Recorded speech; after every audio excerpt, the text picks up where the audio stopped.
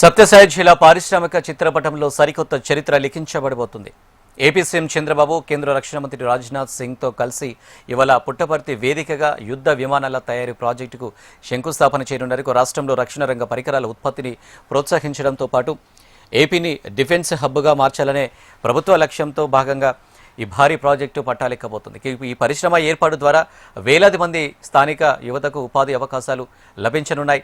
కేంద్ర మంత్రి పర్యటన నేపథ్యంలో కట్టుదిట్టమైన భద్రతా ఏర్పాట్లు కూడా చేపట్టారు. తొలి దశలో 15,000 కోట్ల పెట్టుబడితో పుట్టపర్తిలో అత్యాధునిక 5వ తరం advanced medium combat air crafts తయారీ కేంద్రం ఏర్పాటుకు సిద్ధమైంది. డిఆర్డీఓ ఆధ్వర్యంలో ఏరోనాటికల్ పవర్మెంట్ ఏజెన్సీ చేపడుతుంది. పుట్టపర్తిలోని సత్యసాయి విమానాశ్రయం రన్వేకి అనుసంధానంగా బ్రాహ్మణపల్లికి వెళ్లే రహదారి నుంచి పుట్టపర్తి కోడూరు జాతీయ రహదారి మీదుగా బీడుపల్లి వరకు ఈ పరిశ్రమ కోసం భూములు కేటాయించారు. కేంద్ర ప్రభుత్వ రంగ సంస్థలైన ఏరోనాటికల్ డెవలప్మెంట్ ఏజెన్సీ, డిఆర్డీఓ ఈ పరిశ్రమ ఏర్పాటు చేస్తున్నాయి. ఇక్కడ స్వదేశీయంగా అభివృద్ధి చేసిన 5వ తరం అడ్వాన్స్డ్ మీడియం కంబాట్ ఎయిర్ క్రాఫ్ట్లను ఉత్పత్తి చేస్తారు. భారత వైమానిక నౌకాదళం కోసం వీటిని తయారు చేస్తున్నారు.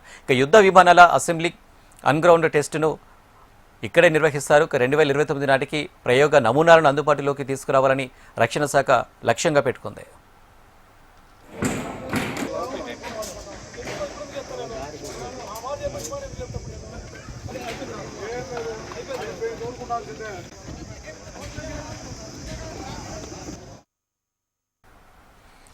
ఏపీకి భారీ పెట్టుబడులు తీసుకువస్తున్న ప్రధాన రక్షణ సంస్థలలో Kalyani strategic system limited ammunition energetics రంగంలో 1,430 కోట్ల పెట్టుబడితో 565 మందికి ఉద్యోగ అవకాశాలు కల్పించనుంది. బీడీఎల్ మిసైల్స్ డిఫెన్స్ సిస్టమ్స్ రంగంలో 489 కోట్లతో 500 మందికి ఉపాధి కల్పించనుంది. అలాగే హెచ్ఎఫ్సిఎల్ సంస్థ రక్షణ కమ్యూనికేషన్ టెక్నాలజీ రంగంలో 1,040 కోట్ల పెట్టుబడితో 970 మందికి ఉద్యోగ అవకాశాలు అందించనుంది.